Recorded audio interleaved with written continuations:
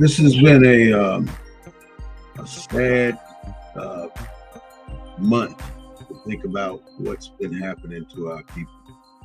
And if we don't kind of take heed to what has happened in the past 200 years with our folks, we got another thing coming.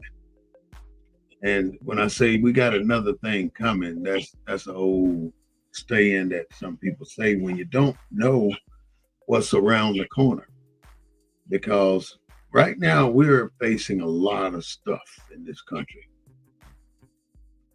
This is the Black News Network, BNN247, the real voice of Black America.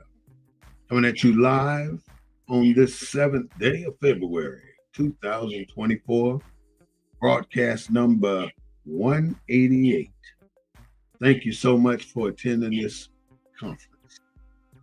We'll call it a conference. Don't forget to subscribe to our channel on YouTube at BNN247.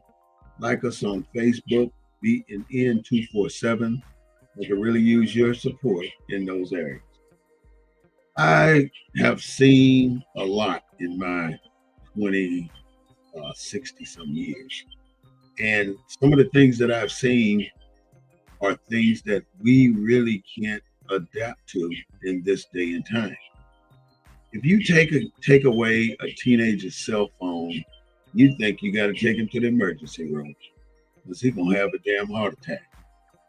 It is so bad. I mean, the dependence on technology and our dependence on other things to manage our lives. In other words, you go to Walmart, first thing you see is all these self checkouts. And then they want to look at your receipt when you're heading out the door. which I tell them, hell to the no, you ain't seeing shit. But why would they trust you to self check out, but then don't trust you to walk out the door? My problem with that is I paid for my property at that counter, and I ain't about to get scrutinized for paying for it.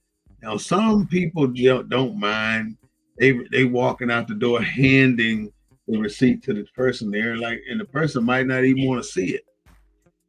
I guess what I'm saying is we got to stop offering up all these entities and these things that we do as Black people. You know, sometimes we're doing things and they ask us one question and we tell them the whole world. We tell them everything.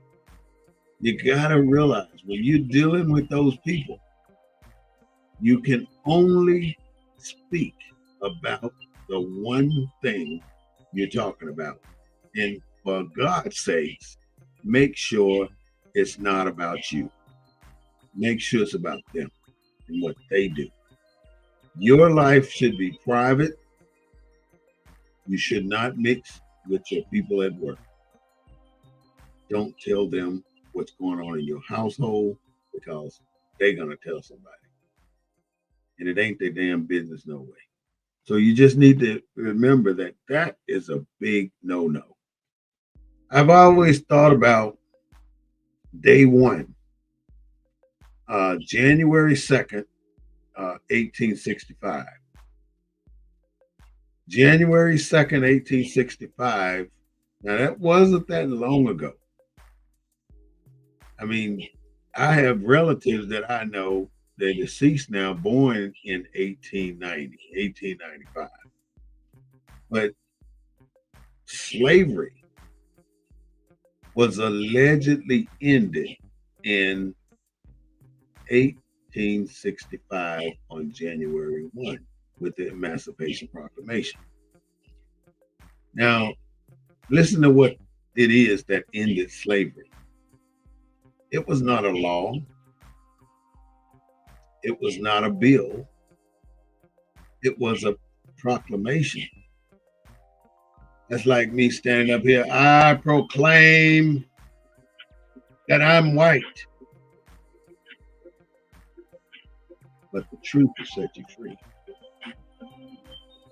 It'll keep you free too. When they say you were freed on January 1, 1865, ask yourself this. I mean, you know, we all happy when they give us something. Because that's basically what it is. They give us a bone and we happy in a pig in slop, as a pig in slop. So they gave us an Emancipation Proclamation, which allegedly devastated the plantation owners in the South, which drove the Confederate Army to say, we're done. We can't fight no more. When all these Black people were defecting or migrating north, they were going south too, by the way, to Mexico. There's a lot of Black Mexicans in Mexico. So we walked off the plantation on day one and got met with the Black Codes. The Black Codes made it illegal for us to walk off the plantation. On day one, this group of people set out the Emancipation Proclamation. And on day two, these same people set out with Black Codes. And Black Codes were designed for a specific purpose because these treacherous people said, after they did the Emancipation Proclamation, well, who gonna work the plantation now? We ain't got no more of these people. So we need some people to work the plantation. So now comes the 13th Amendment, except as a punishment of crime. That's what the 13th Amendment says. So these very same people that wrote the Emancipation Proclamation came up with some black codes, which basically said that you are in violation of the law and can be placed under arrest for walking down the street.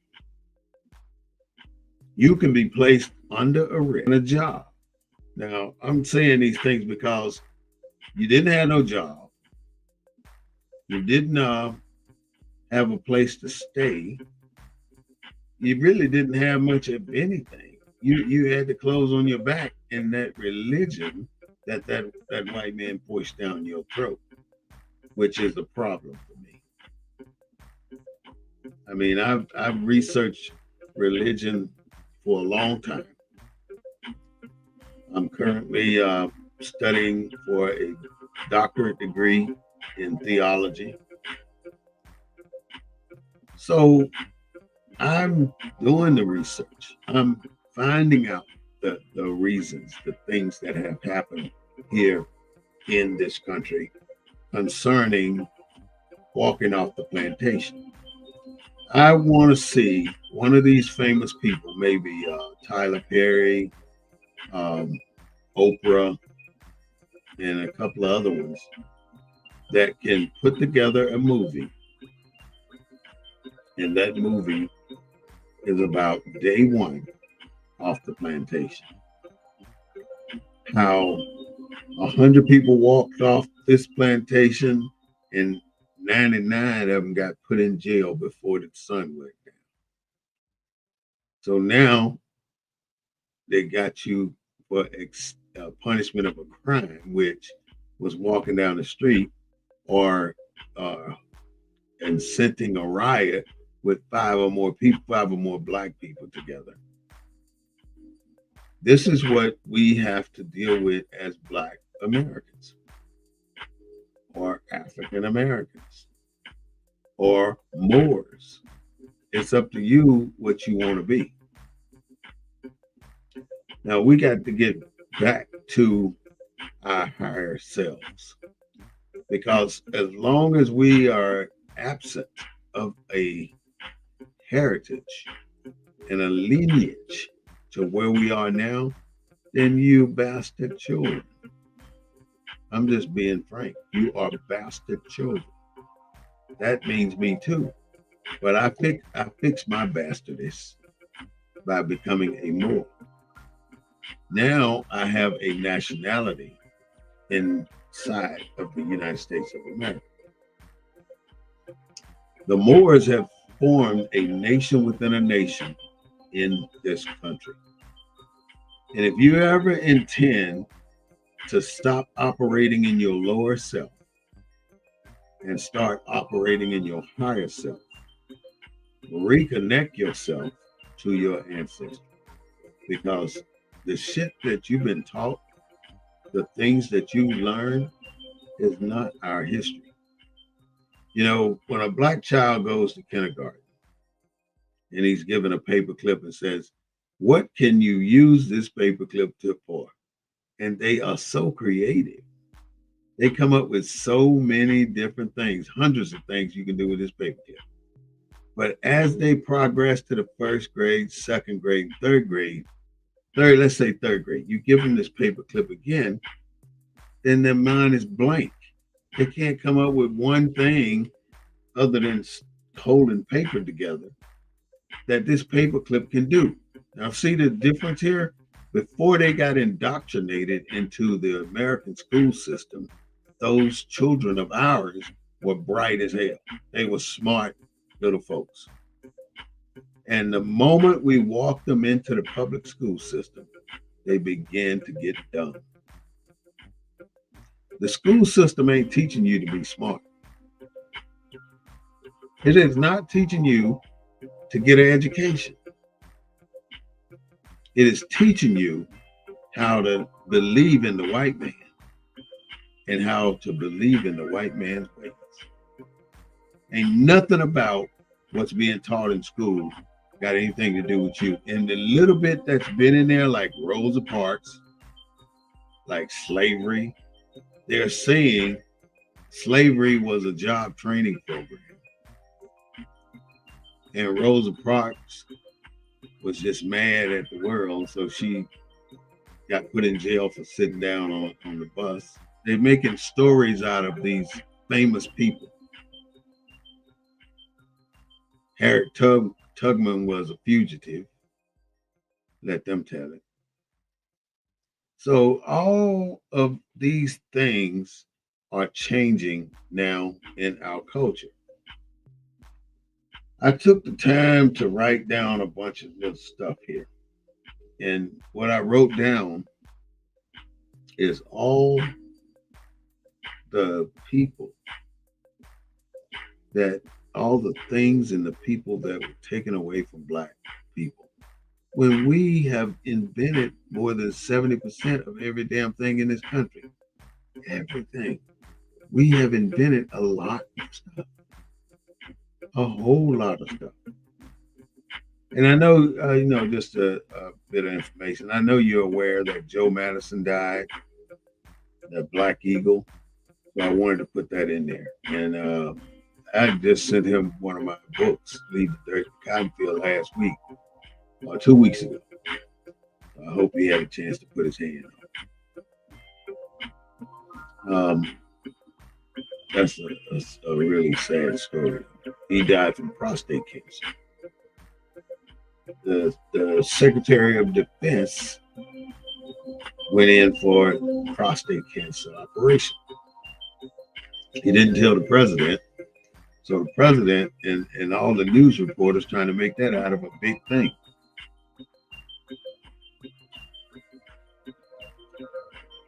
You're trying to make it out of a big thing. And that ain't the way it's supposed to go.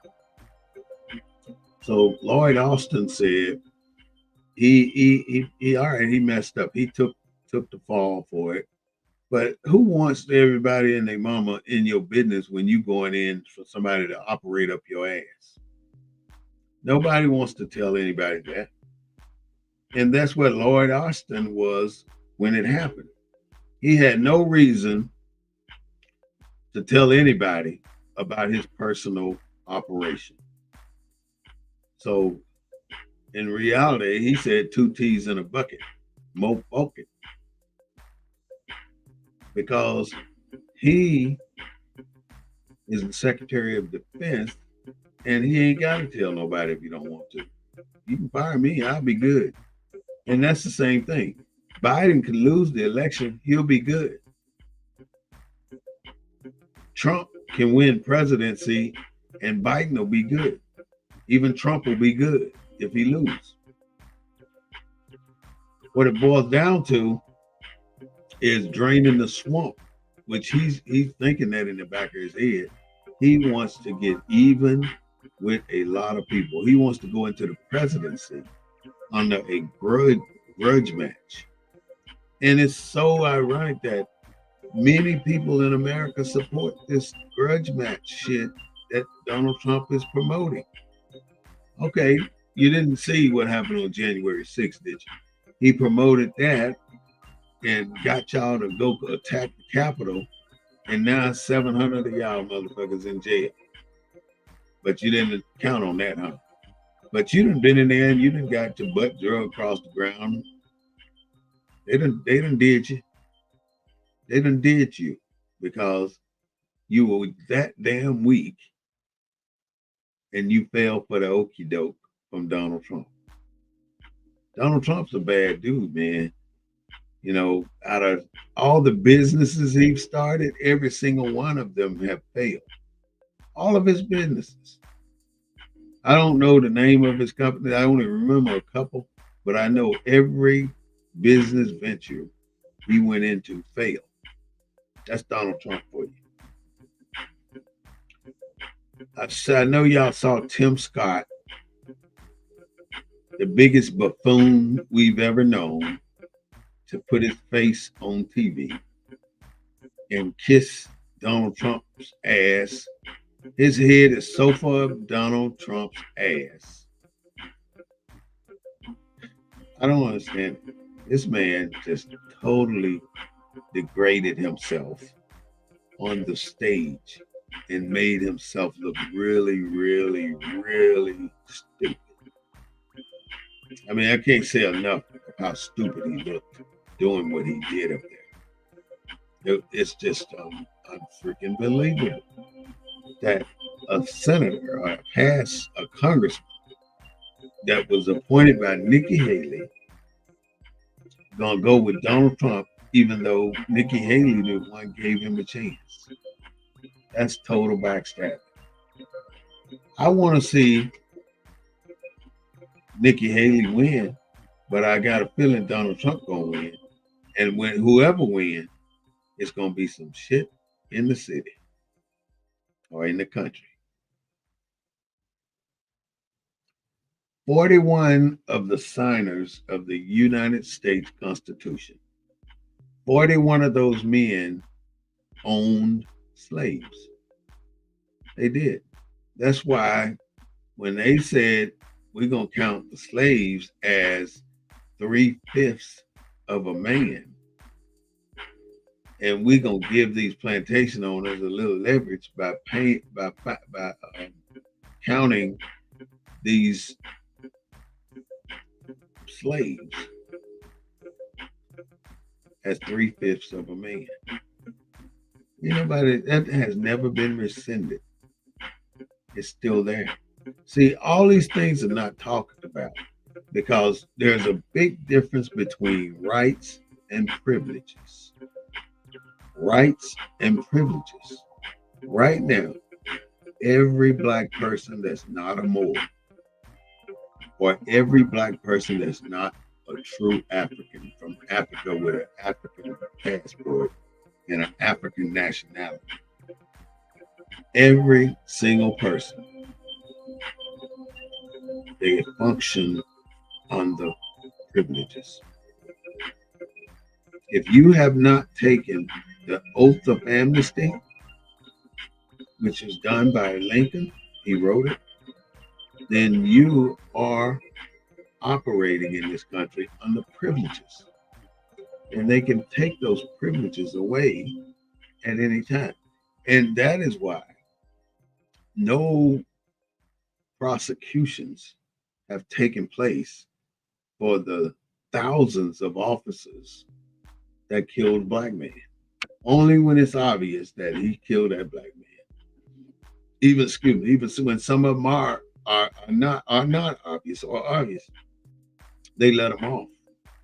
When you can't go wrong with this case, they let them off. So 40 of the signers of the United States Constitution were slave owners. That's a bit of our history now. We got the slave owners writing our history, telling us how we're going to function in this country. That's what they did. That was in 1776 and 1778. In 1857, the Dred Scott versus the United States case was filed by Dred Scott. Now, Dred Scott was a freeman. He was free. And all he wanted to do is be recognized as a free man. So he appealed. The lower court denied it. The appeals court denied it. The state appeals court denied it. It gets to the Supreme Court. They said, no way. But they went a step further. They told everybody what he was. And what they said was that Dred Scott is not a citizen in this country. He and a black person could not be a citizen. That's what the judge at the Supreme Court told Dred Scott. That's why this case is so important, because that was the last ruling of our people, for our people. And it said that you are not citizens of the United States. You are not citizens. Black man, black woman, black child, you are not a citizen in this country. That's why they can treat you any kind of way and get away with it.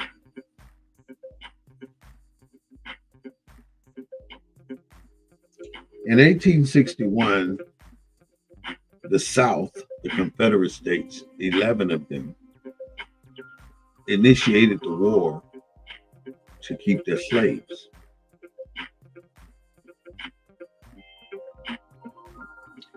And Abraham Lincoln was assassinated in 1865.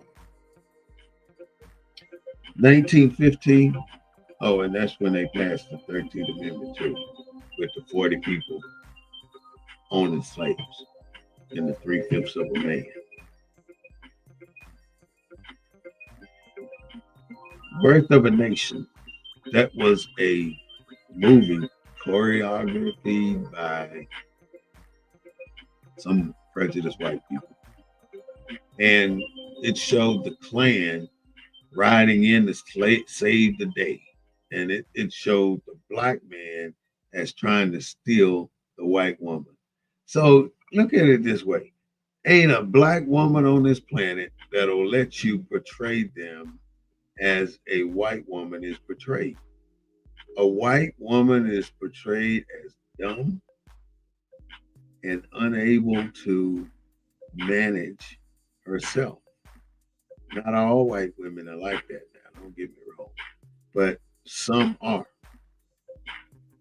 Some are. Birth of a Nation was a film to protect the white manship in a city or in a country. Right after that, that was 1915 with Birth of a Nation. And to put icing on the cake, they did Tulsa, Oklahoma in what was it, 1921. They did Oklahoma, Black Wall Street. Bad. They bombed it with airplanes. These white folks was going up in airplanes, flying over Black Wall Street and dropping the bombs and shit.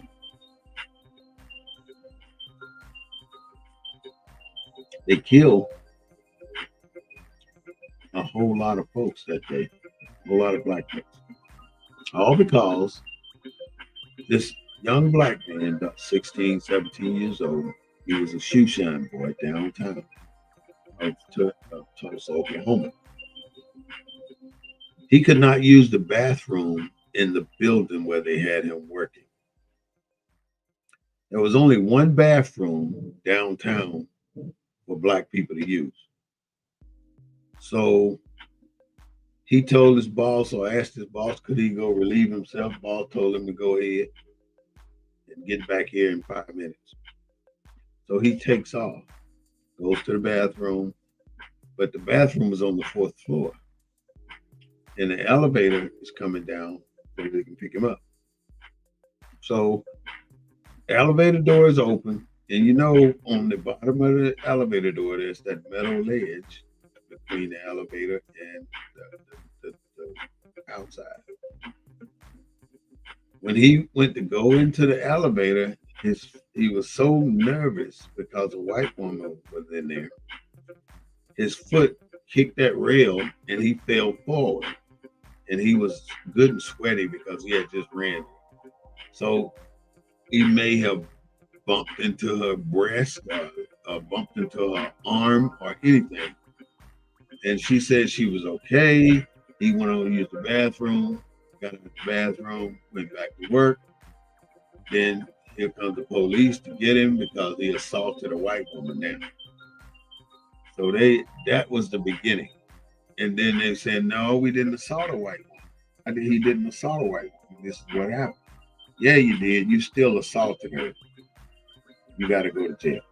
So they wanted to just get him and beat the shit out of him. So they took him down. They tried to. They wouldn't let him go. So they brought in the white mobs, mad because a black man done touched a white woman. You know, they use that white woman shit too damn often. How can you use that every damn time to give you an excuse for doing what you're doing? It's sad, but it's true. Black Wall Street was burned to the ground. And to this day, they have not paid those people. If you ever go to Black Wall Street, there's a court over there where you'll see every name of the people that were known killed by the white mob in Tulsa, Oklahoma. And it would also show you how much money each one of them are owed. That's some information there. How much money do you owe the people that were burned out of Black Wall Street? It's in the millions of dollars. 1955. Let's fast forward from 1921 to 1955. In Money, Mississippi, our young man Emmett Till, 14-year-old boy, went to Mississippi to spend the summer with his grandparents. He was dead. They killed him. But see, they didn't know who he was. But the woman in the store, they went to the store. The woman said to her husband, "This boy tried to rape me." Now, all Emmett Till did was walk in that store and ask the lady for some gumballs. And he looked her in the eye. Now, he's from somewhere else. He's from Chicago. He don't know how they roll down here in Mississippi. So by him looking that white woman in the eye, she claimed rape. So now, come 7, 8 o'clock at night, here comes the husband, mad as hell, looking for Emmett Till. He finds him with the help of the black man, of course.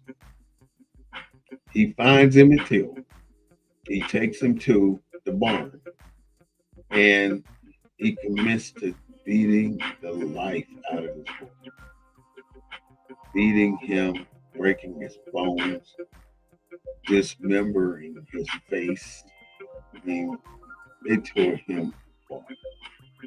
And then they take him, throw him back in the back of the truck, take him down to the river, and threw him in the river.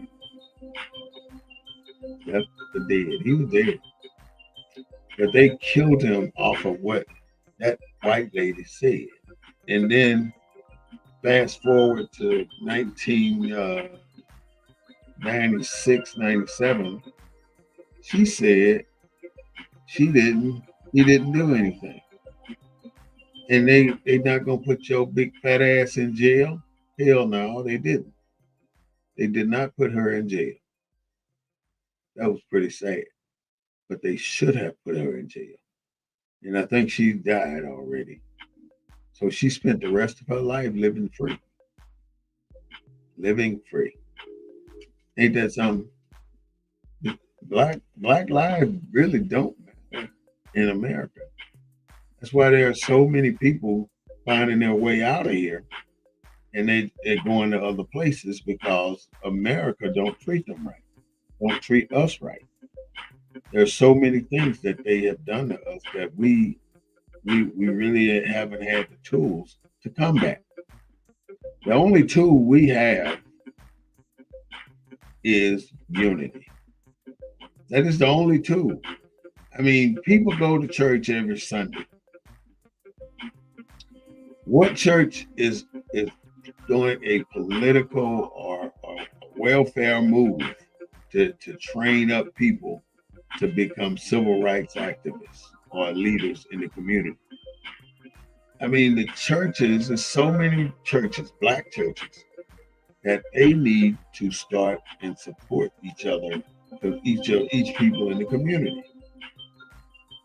They don't do it. Everybody's trying to outdo the other one. Everybody trying to collect enough money to build a bigger church.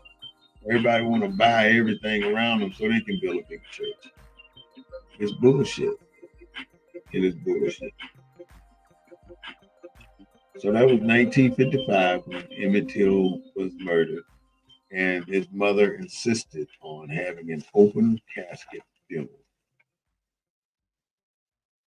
1955, there was another thing that happened. Rosa Parks was arrested for sitting on the front of that seat. 1961, John Lewis was beaten at the Edmund Pettus Bridge. He was beaten.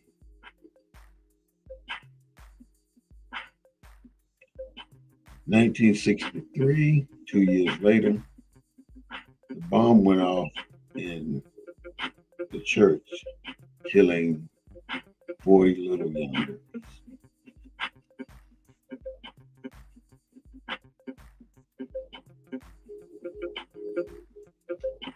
That's 1963. 1965, I believe. I'm not sure of the year. Malcolm X was gunned down. Now, as the studies go and show that Malcolm X had bullets going down into his torso at this angle, from high to low, from high to low. That's how that's how he died, from the shots that was from high to low. But the people that was in the audience, the 2 or 3 black men that said they would shoot him, they didn't have a chance. He was on his back by the time they got him, with the shotguns and everything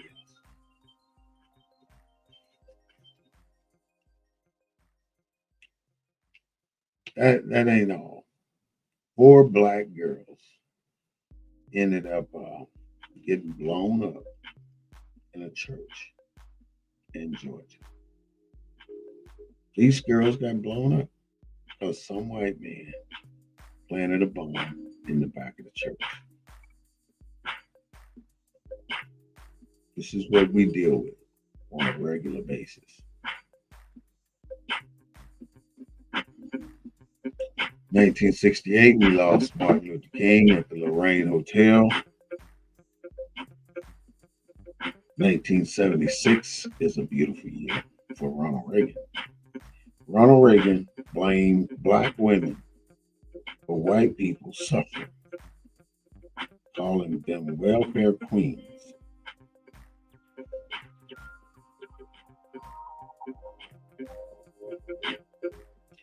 Ronald Reagan is the only president to vote in sanctions for South Africa. He did it. George Bush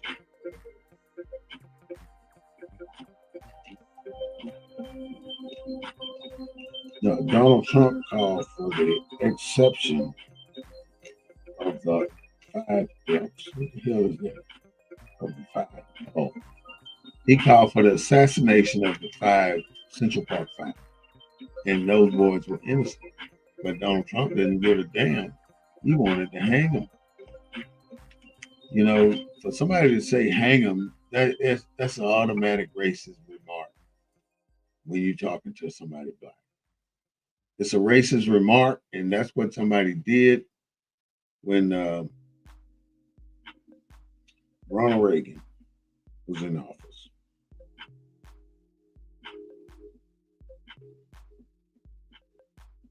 Rodney King beating, they were all acquitted, and that's when LA got towed the hell up. Donald Trump accused Obama of not being a citizen of the United States. See, that's racist shit.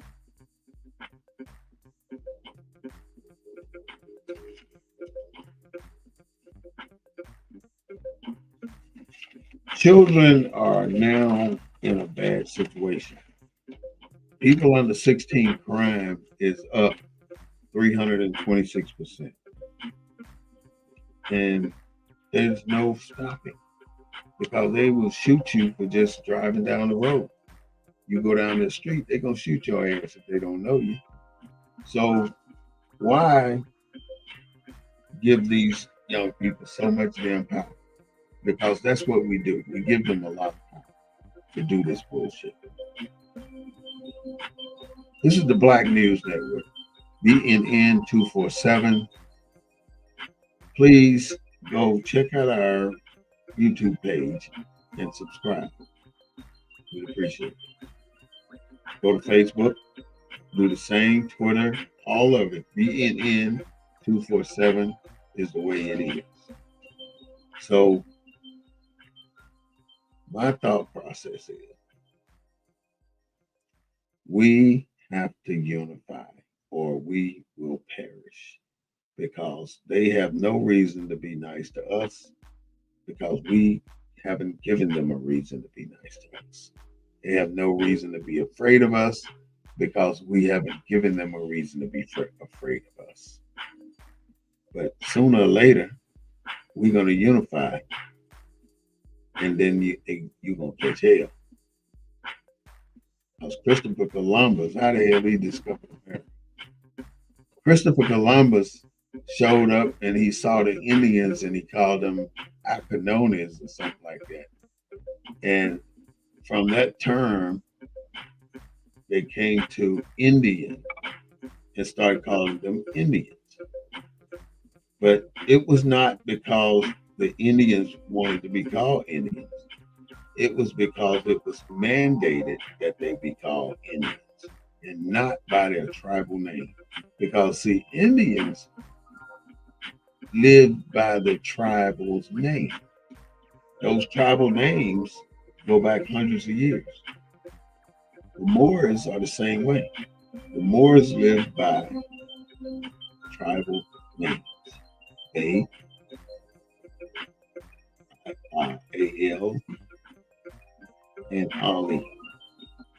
No, E-L and Ali.